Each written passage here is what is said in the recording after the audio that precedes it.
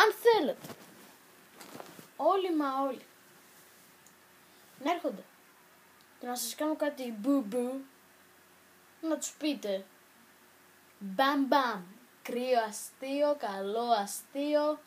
Εντάξει, τώρα είμαστε σε μέρες οι οποίες βάζεις ηλεκτρική σκούπα και το ζεις. Αλλά δεν είναι έτσι η ζωή. Η ζωή είναι αλλιώς.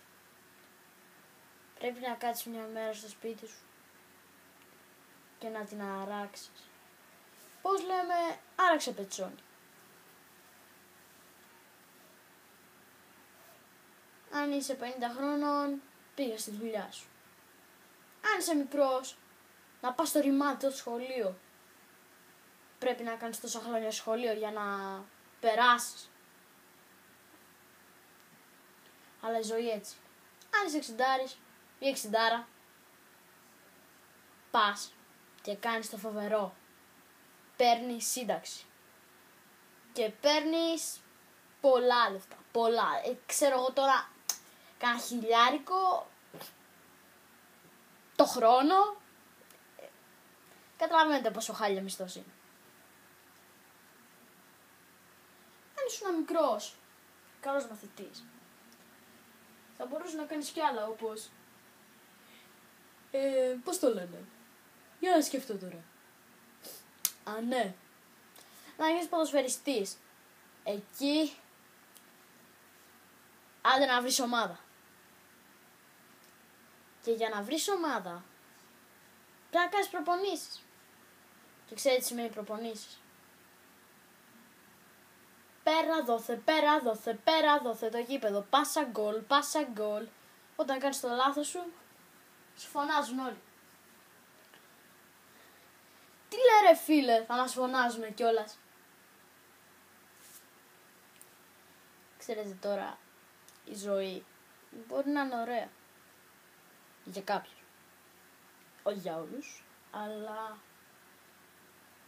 πάντα και κάτι παραπάνω θα μαθαίνεις. Όπως παραδείγματος χάρη κάποιοι, οι οποίοι δεν άντυχαν την οικονομική κρίση και είπανε ας πεθάνω.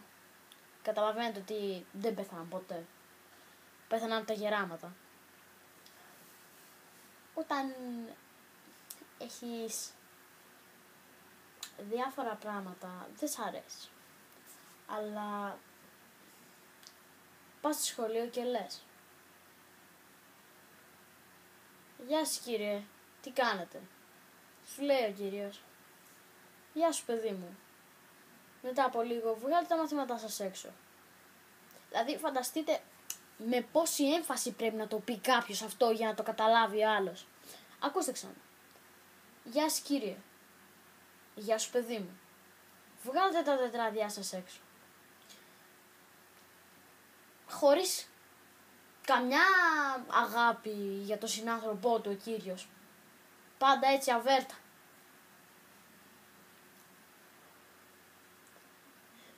Φανταστείτε να είναι και κανένας άστα να πάνε. Να μείνεις ξυλοπελέκητο. Αλλά επίσης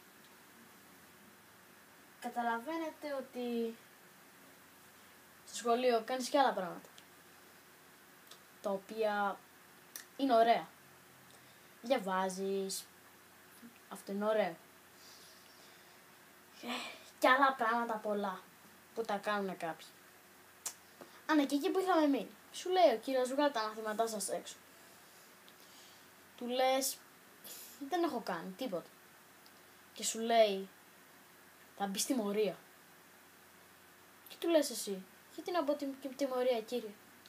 Θα σου πει αυτός να μάθεις να ξεχνάς τις εργασίες σου. Τώρα επειδή έχω και το λαιμό μου, να μην σας φωνάζω, απλά να το ξέρετε αυτό. Όσοι είστε μεγάλοι, μικροί και στους μεγάλους πάνε σε μια επιχείρηση, μαλώνουν. Όχι, κάποιοι δεν μαλώνουν καθόλου, άλλοι είναι πολύ ευγενικοί. Όπως ας πούμε κάποιοι Και ναι, YOLO. Επίσης, πρέπει να μάθετε πολλά πράγματα.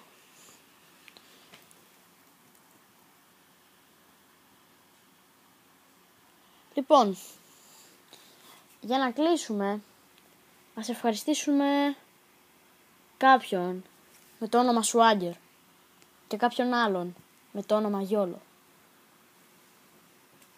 Λοιπόν, και το τελευταίο. Subscribe. Ευχαριστούμε.